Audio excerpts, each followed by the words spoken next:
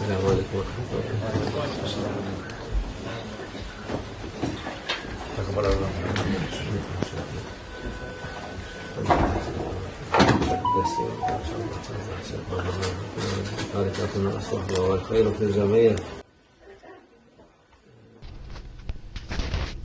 یہ کافی نہیں ہے اس مبارک مہینے کی فضیلت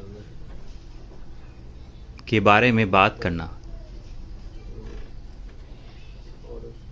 روزہ رکھنا سبھی قوموں میں ہوا ہے۔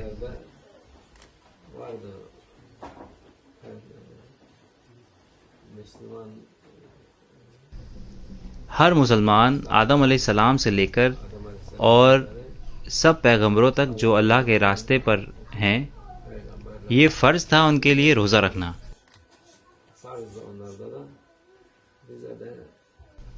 ہمارے لیے بھی یہ فرض ہے، کہتا ہے اللہ عز و جل آیت الکریمہ میں،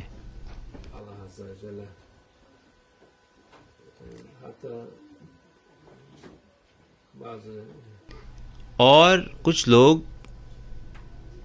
جن کا دین سے کوئی تعلق نہیں ہے یا پھر ٹیڑھے دین کے لوگ روزہ رکھتے ہیں اپنی نفس کو سنوارنے کے لیے، لیکن وہ جو کر رہے ہیں وہ بیکار کی چیز ہے۔ جب تک کہ یہ آپ کو اللہ عز و جل تک نہ لے جائے، آپ جو بھی کر رہے ہیں وہ بیکار ہے، اس کا کوئی فائدہ نہیں ہے۔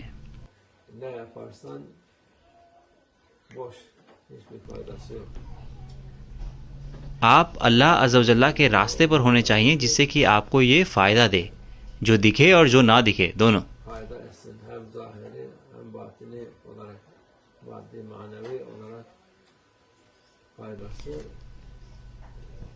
مادی اور روحانی فائدہ دے لوگوں کے لیے جو اللہ کے ساتھ ہیں۔ کتنے خوش نصیب ہیں وہ لوگ جو اللہ عز و جل نے جن کو یہ عطا فرمایا ہے۔ بہت سارے لوگ ہیں جو اپنے آپ کو مسلمان کہتے ہیں، ان میں سے کافی لوگ، ان میں سے زیادہ تر لوگ نہ تو روزہ رکھتے ہیں، نہ نماز پڑھتے ہیں، اور نہ ہی اس دین کے بارے میں کچھ پتہ ہے، لیکن وہ کہتے ہیں کہ وہ مسلمان ہیں۔ ان کو یہ حاصل ہی نہیں ہوا ہے۔ اللہ ان کو ہدایت عطا فرمائے، ان کو یہ اللہ خوبصورت ذائقہ عطا فرمائے۔ یہ ذائقہ کہیں اور نہیں مل سکتا۔ یہ خوبصورت ذائقہ نہ ہی نافرمانی میں نہ ہی گناہوں میں ملتا ہے، یہ صرف ایمان سے ہے۔ لوگ ہر چیز میں اس کو پاتے ہیں جب وہ کرتے ہیں، نہیں تو اس کا کوئی فائدہ نہیں ہے۔ اس کا کوئی فائدہ نہیں بلکہ نقصان ہے، کیونکہ آپ اپنے جسم کو خوراک دے رہے ہیں۔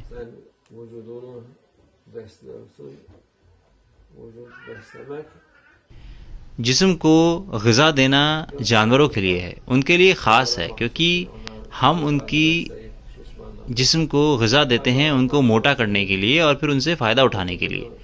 لیکن آپ اگر اپنے جسم کو غذا دیں گے یہ آپ کے لیے نقصان دائق ہے۔ جتنا بڑا آپ کا جسم ہوگا اتنا نقصان ہے آپ کے لیے۔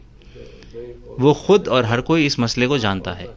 جتنے بڑے آپ ہوں گے، جتنا زیادہ آپ کا وزن ہوگا، آپ کے لیے اتنا نقصان ہے۔ اس لیے وہ ہمیشہ ہوشیار کرتے ہیں کہ وزن نہ بڑھے۔ یہ صاف ہے ویسے۔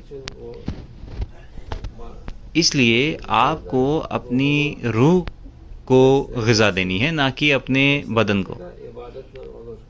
اور آپ کی روح کی غذا ہے عبادت، نماز کے ذریعے، روزے کے ذریعے، خیرات کے ذریعے، اللہ عز و جل کی فرمانبرداری کے ذریعے، ہمارے رسول اللہ صلی اللہ علیہ وسلم کی محبت کے ذریعے، اور ان لوگوں کی طرح محبت کے ذریعے جن کے بارے میں رسول اللہ صلی اللہ علیہ وسلم نے بتایا ہے، اور سارے مومنین کے ذریعے۔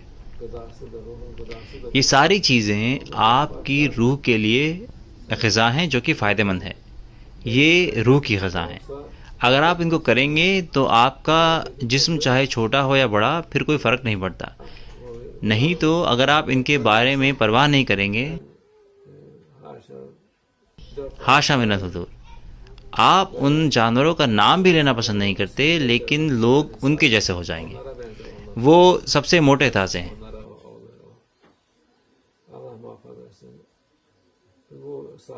اللہ ہماری حفاظت فرمائے۔ رمضان میں روزے کے اپنے ادب ہیں اور قانون ہیں، اور لوگوں کو روزہ کھولنا چاہیے اسی حساب سے۔ ہمارے رسول اللہ صلی اللہ علیہ وسلم کہتے ہیں کہ اپنا روزہ کھجور کے ساتھ افطار کریں۔ کھجوروں میں وہ ساری چیزیں ہیں جو ایک جسم کے لیے کافی ہیں۔ اگر کوئی انسان 5-6 کھجوریں کھاتا ہے ایک دن میں یا 10، تو وہ اور چیزیں کھانا بھی چھوڑ سکتا ہے۔ جسم نے اپنی غذا لے لی ہوگی، لیکن بالکل لوگوں کو ایسا نہیں کرنا چاہیے۔ اپنا روزہ کھجوروں کے ساتھ افطار کریں اور پھر اور چیزیں کھائیں۔ اگر نہیں ہے تو پانی کے ساتھ کریں۔ کہتے ہیں ہمارے رسول اللہ صلی اللہ علیہ وسلم کئی دفعہ کھجوریں مشکل ہوتی ہیں ملنا، تو پانی کے ساتھ اپنا روزہ افطار کریں۔ İftarınızı suyla yapın.